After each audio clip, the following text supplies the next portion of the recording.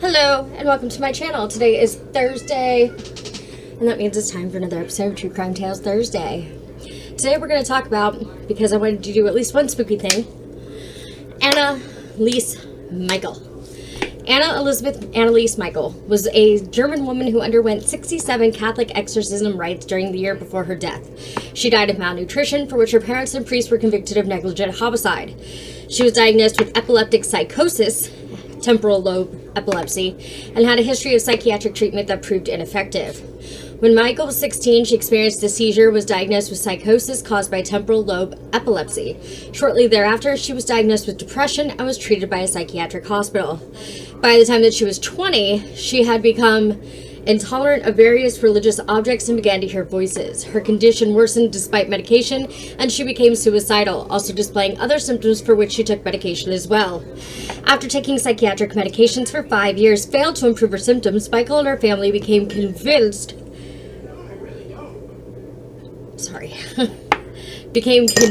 that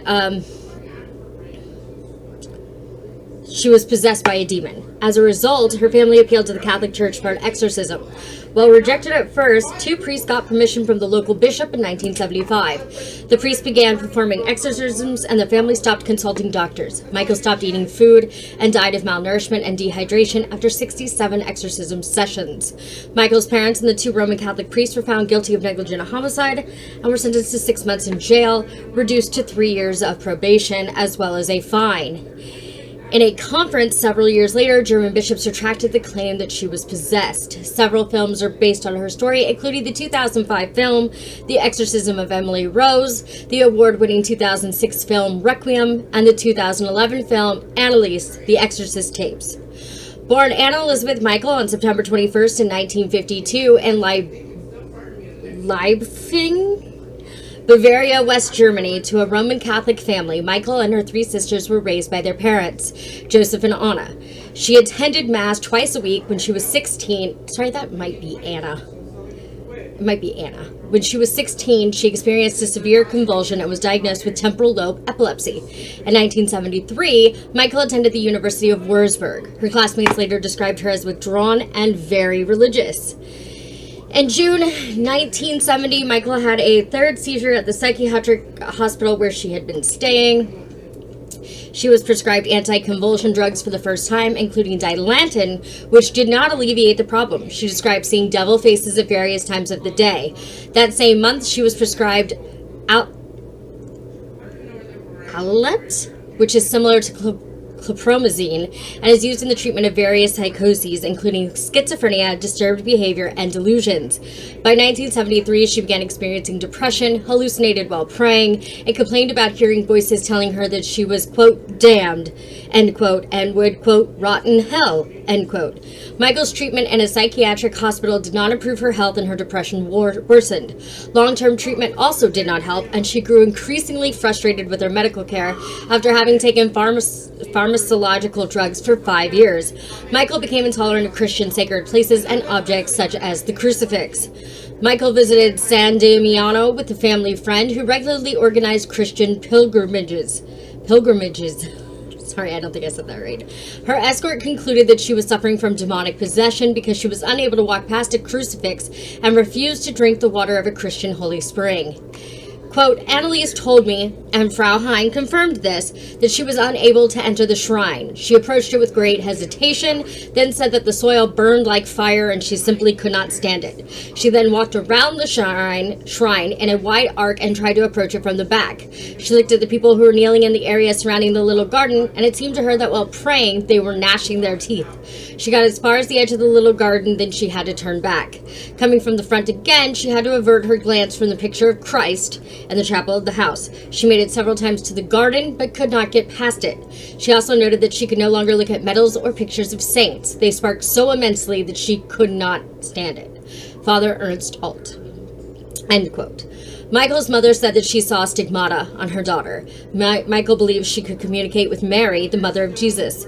Michael's family and community became convinced that she was possessed and consulted several priests to request an exorcism. The priests declined, recommended the continuation of medical treatment, and informed the family that exorcisms required the bishop's permission. In the Catholic Church, official approval for an exorcism is granted when the subject strictly meets the set criteria and is considered to be suffering from possession, infatuation, and under demonic control. Intense dislike for religious objects and supernatural powers are some of the first indications. Michael worsened physically and displayed aggression, injured herself, drank her own urine, and ate insects. In November of 1973, Michael began treatment.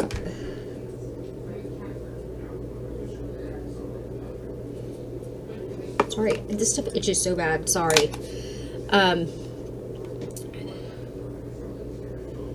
She was prescribed antipsychotic drugs during the course of the religious rites and consumed them frequently until sometime before her death. Despite taking these neuroleptic medications, Michael's symptoms worsened and she began growling, seeing demons, and throwing things. The priest, Father Ernst Alt, declared that Michael didn't look like an epileptic and that he did not observe her experiencing seizures. Alt believed that she was suffering from demonic possession and urged the local bishop to allow an exorcism. In a letter to Alt in 1975, Michael wrote, "I am nothing. Everything about me is vanity.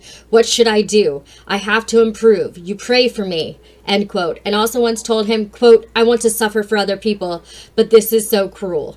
End quote. In September 1975, Bishop Joseph Stongley granted Father Arnold Rentz permission to perform an exorcism according to the Ritual Romanum, but ordered total secrecy. Rentz performed the first session on September 24th. Michael began increasingly speaking about dying to atone for the wayward youth of the day and the apostate priests of the modern church. Her parents stopped consulting doctors at her request and relied solely on the exorcism rites. A total of 67 exorcism sessions, 1 or 2 each week, lasting up to 4 hours each, were performed over approximately 10 months in 1975 and 1976. Toward the end of her life, Michael began to refuse food. On July 1st, 1976, Michael died in her home. The autopsy report stated the cause of death is malnutrition and dehydration resulting from almost a year in a state of near starvation while the rites of exorcism were performed. She weighed 30 kilograms, 66 pounds, suffered broken knees from continuous genuflections, was unable to move without assistance, and was reported to have contracted pneumonia. After an investigation, the state prosecutor maintained that Michael's death could have been prevented as late as 1 week before she died. In 1976, the state charged Michael's parents and priests Ernst Alt and Arnold Rentz with negligent homicide. The parents were defended by famed Nuremberg trial's defense attorney Erich Schmidt-Leichner, and the priest's defense counsel were paid by the church. The state recommended that none of the involved parties be jailed. Instead, they recommended sentence for the priest was a fine, while the prosecution concluded that the parents should be exempt from punishment as they had suffered enough, a mitigating legal factor in German penal law. On July 14, 1977, a New York Times article reported the Aschaffenburg prosecutor had announced that 2 Roman Catholic priests had been charged with negligent homicide and the death of Annelise Michael, who had undergone exorcism a year previously. The trial began on March 30th, 1978 in the district court and drew intense interest. Doctors testified that Michael was not possessed, stating that the manifestations of demonic possession were a psychological effect of her strict religious upbringing as well as her epilepsy. Dr. Richard Roth, whom Alt had consulted for medical help, allegedly told Michael during the exorcism that there is no objection against the devil, Annelise. Schmidt-Leichner argued that the exorcism was legal and that the German Constitution protected citizens in the unrestricted exercise of their religious beliefs. The defense played tapes recorded at the exorcism sessions, sometimes featuring what was claimed to be demons arguing, to assert their claim that Michael was possessed. Both priests claimed that the demons identified themselves as Lucifer, Cain, Judas Iscariot, Adolf Hitler, and Nero, among others. They also stated that Michael was finally freed of demonic possession resulting from the exorcism just before her death. Bishop Stengel said that he was not aware of Michael's alarming health condition when he approved of the exorcism and did not testify in court. In April of 1978, the Michaels and two priests were convicted of negligent homicide but were given suspended prison sentences and were ordered to share the costs of the legal proceedings. The sentences have been described as stiffer than those requested by the prosecutor, who would ask that the priests only be fined and that the parents be found guilty but not punished. By approving the ancient exorcism rite, the church drew public and media attention. According to author John M. Duffy, the case was a misindication of mental illness. In a conference several years later, German bishops retracted the claim that she had been possessed. After the trial, the Michaels asked the authorities for permission to exhume the remains of their daughter because she had been buried in undue hurry in a cheap coffin. Almost 2 years after the burial, on February 25, 1978, her remains were replaced in a new oak coffin lined with tin. The official reports state that the body bore signs consistent with deterioration of a corpse of that age. The family and the priests were discouraged from viewing Michael's remains. Father Renslayer stated that he had been prevented from entering the mortuary. Michael's gravesite remains a pilgrimage site as she is revered by small groups of Catholics who believe she atoned for wayward priests and sinful youth. The number of officially sanctioned exorcisms decreased in Germany following the incident, despite Pope Benedict XVI. I don't know what number that is. So I think it's 16, maybe? Support for wider use of the practice as compared to that of his predecessor, Pope John Paul II, who in 1999 tightened the rules to permit only rare cases for exorcisms. Michael's father, Joseph Michael, died in 1999. In a 2006 interview, Anna Michael stated that she did not regret her actions, saying, "I know we did the right thing because I saw the sign of Christ in her hands." On June 6, 2013, a fire engulfed the house where Michael had lived. Although the local police determined that it was a case of arson, some locals attributed the fire to the exorcism case. In popular culture, we see it in 3 films: The Exorcism of Emily Rose, which focuses on both the court case and the exorcism. Requiem and Annelise, The Exorcist tapes, are loosely based on Michael's story. First Issue, the debut album by post-punk band Public Image Ltd., contains a song titled Annelise that is based on the case. The case and the theories surrounding it were discussed during the 4th episode of the first season of the BuzzFeed web series BuzzFeed Unsolved Supernatural in November 2016. The case and its history were covered in Case 11, Annelise Michael, a March 2016 episode of the Case File True Crime podcast. The Exorcism was covered in the podcast My Favorite Murder and the episode The Devil's Number. The last podcast on the left covered Michael's story in episodes 473 and 474. The video game Faith, the Unholy Trinity, uses audio from the exorcism tapes for a boss fight. The song Annelise by the Scottish band Hellripper is inspired by the events, and metal band Ice Nine Kills used some of the recordings of Michael in the intro of their song Communion of the Cursed from the album Every Trick in the Book.